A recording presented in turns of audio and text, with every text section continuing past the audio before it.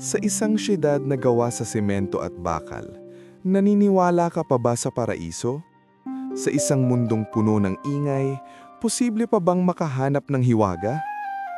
Welcome sa Love Note Stories, kung saan ang fairy tale natin ngayon ay nagtatago sa pinaka-ordinaryong lugar.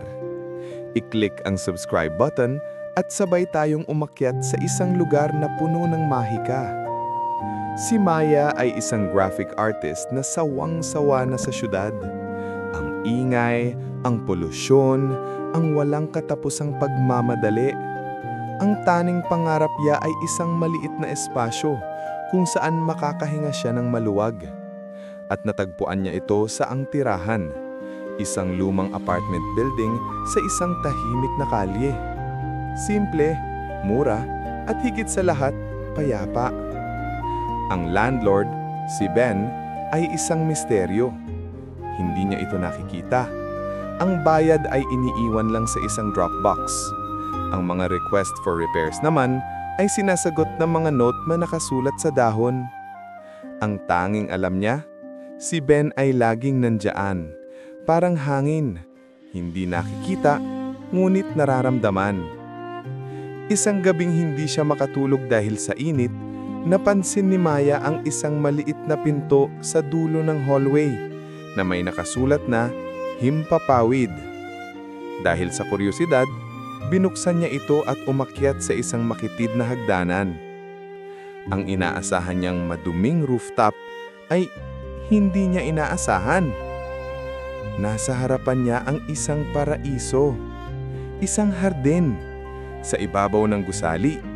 Puno ng mga bulaklak na hindi niya pa nakikita, mga gulay na hitik sa bunga, at isang maliit na puno ng mangga sa gitna.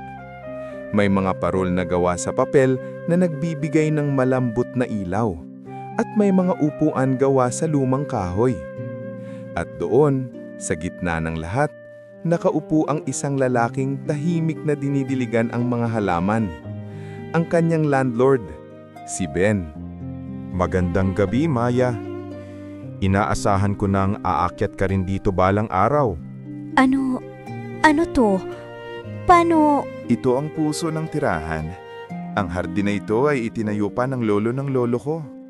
Ang sabi nila, hanggat may nag-aalaga rito ng may pagmamahal, mananatiling payapa ang buong gusali.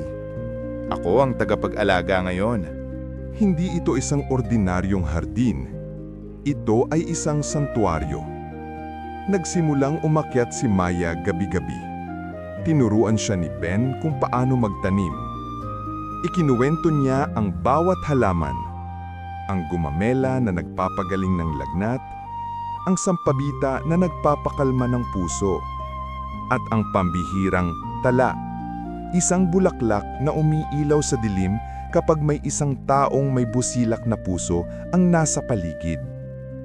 Isang gabi, habang magkatabi silang nakaupo, pinakita ni Bem ang bulaklak na tala.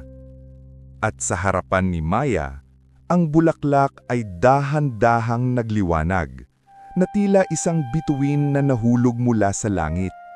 Matagal na itong hindi umiilaw ng ganito. Hanggang sa dumating ka. Sa ilalim ng kumikinang na bulaklak at sa gitna ng kanilang munting paraiso, dalawang kaluluwang pagod sa mundo ang nagtagpo.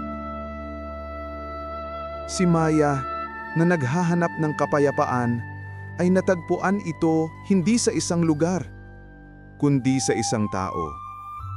At si Ben, ang tahimik na tagapag-alaga, ay natagpuan ang isang taong hindi lang nakakakita sa kanyang hardin, kundi naging bahagi nito. Kinabukasan, may isang bagong note sa pinto ni Maya. Hindi na ito nakasulat sa dahon, kundi sa isang magandang papel. Maya, ang hardin ay may bago ng paboritong bulaklak. Ikaw, pwede ka bang maging tagapag-alaga ng puso ko? Hindi na kailangan ni Mayang umalis ng syudad para makahanap ng paraiso. Dahil minsan, ang tahanan ay hindi isang lugar. Ito ay isang hardin na inalagaan ng dalawang tao, isang rooftop na mas mataas pa sa mga pangarap, at isang pag-ibig na kasing tunay at kasing hiwaga ng isang bulaklak na umiilaw sa dilim.